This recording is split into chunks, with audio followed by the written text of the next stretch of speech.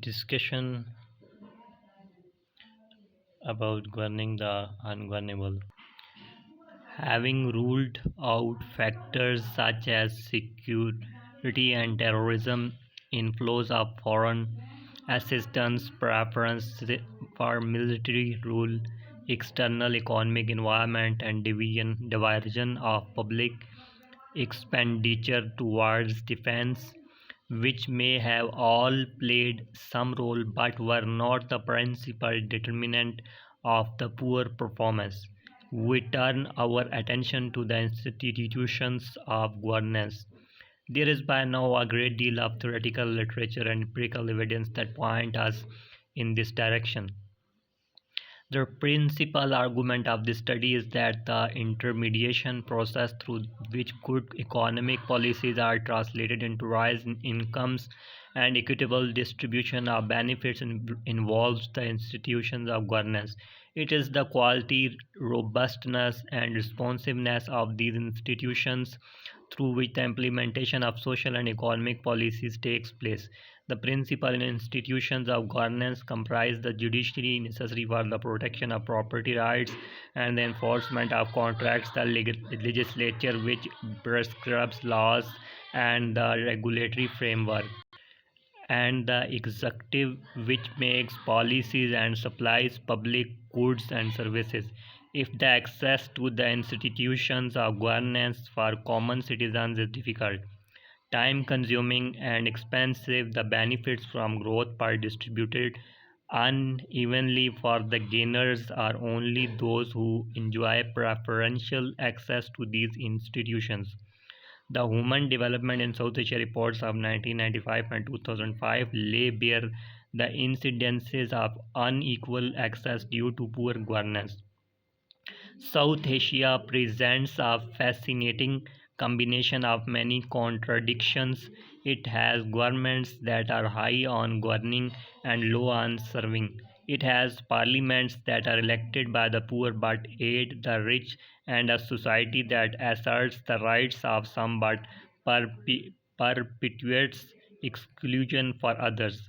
Despite a marked improvement in the lives of a few, there are many in South Asia who have been forgotten by formal institutions of governance. These are the poor, the downtrodden, and the most vulnerable of the society suffering from acute deprivation on account of their income, caste, creed, gender, or religion.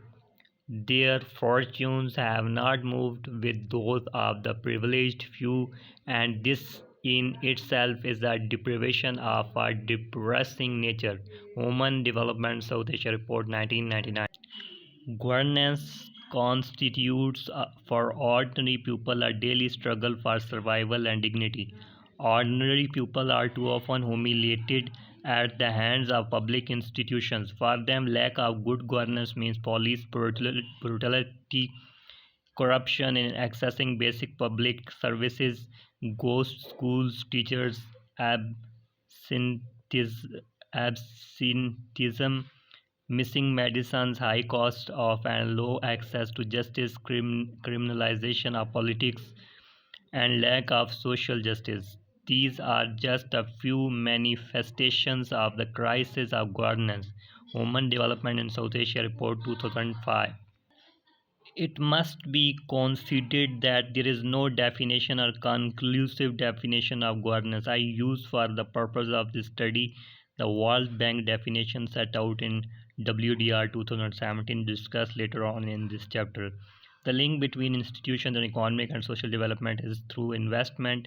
Institutions and economic investment in physical and human capital, but the efficiency and the volume of investment could depend upon the quality of institutions, the right of the state, delivery of services, macroeconomic stability, and equitable distributions of benefits can be effectively achieved only if these institutions are functioning effectively.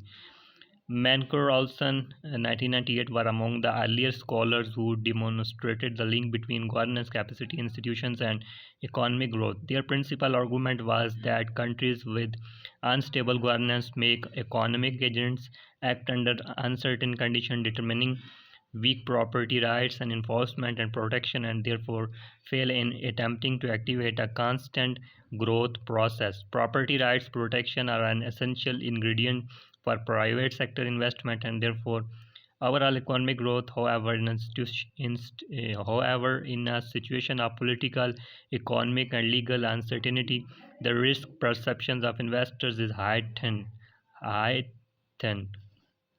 They therefore demand higher than normal rates of return and a quicker payoff period before they decide to invest. Their inability to find such investment opportunities results in stagnant or declining investment ratios. The academic literature on governance and economic growth has empirically examined questions such as whether there is a positive relationship between good governance and economic growth, whether the relationship is unidirectional or does the relationship run in both directions, does good governance contribute to economic growth and vice versa. If this relationship holds good, what are the components and aspects of good governance that influence such an outcome? How do countries select among these components because such measures are highly correlated? Which public sector reforms will effectively strengthen these measures of good governance, and what are the incentives for the decision makers to put in place such reforms and zealously implement them? The available evidence in a number of studies across countries suggests that there is a positive relationship between good governance and economic growth. An IMF empirical study 2003 using geographic variables such as instruments found that governance has a statistically significant impact on GDP per capita across 93 countries, and that governance explains nearly 75% of the cross country variations in income per head. A study by Hathor and Shah 2005 found that there is a high correlation between the quality of governance and per capita income. The positive correlation between the 10-year economic growth rate and the governance quality supports the argument that it is an important determinant in economic development, as the highest income countries have generally not had the highest growth rates over the past decade. The positive correlation between higher growth and better governance suggests that good governance improves economic performance rather than vice versa.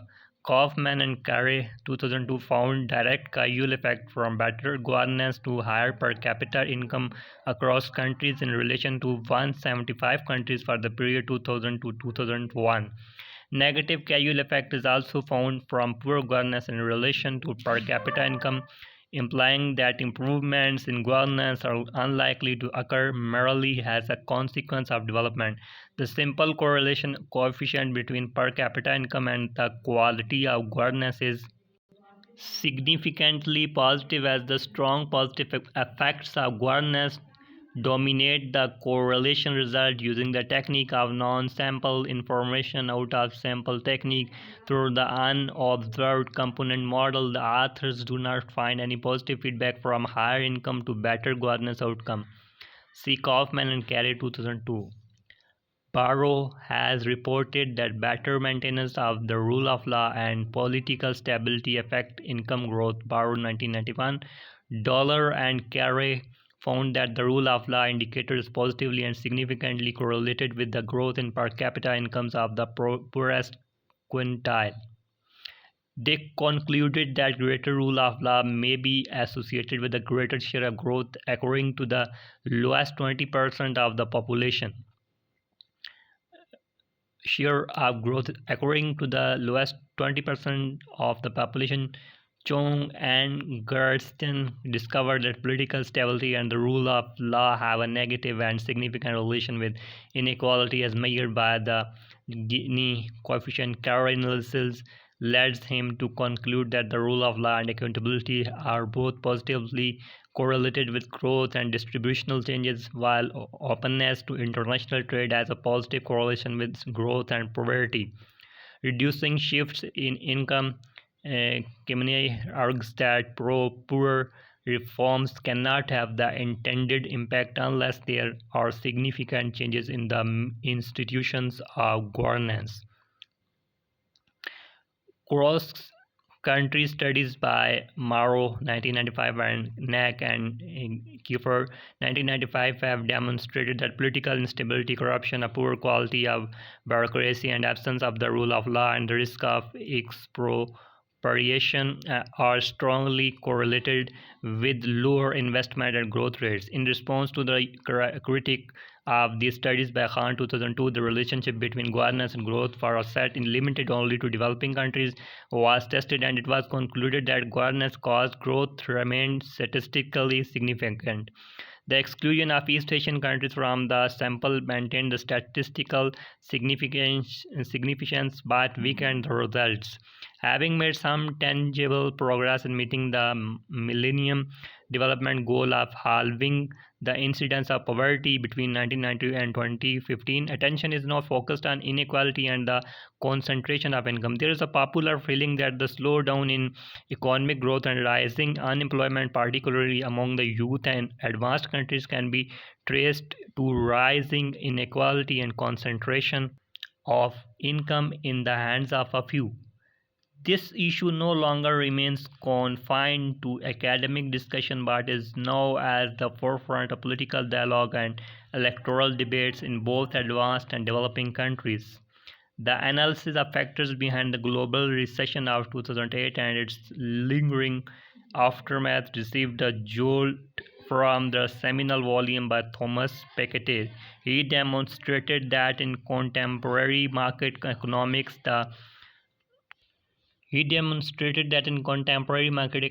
the rate of return on investment outstrips the overall growth rate, and if that discrepancy persists over time, the wealth held by capitalists increases far more rapidly than other kinds of earnings, eventually outstripping them by a wide margin. Capital wealth is much larger than annual national income. In the case of developed economics, it is about 5 to 6 times as large. Work by Nobel Prize laureate Joseph Stiglitz, Branko Milanovic, and many other serious economists have brought to the fore the phenomena of growing inequality, particularly among the developed countries. The evidence to substantiate this viewpoint is overwhelming.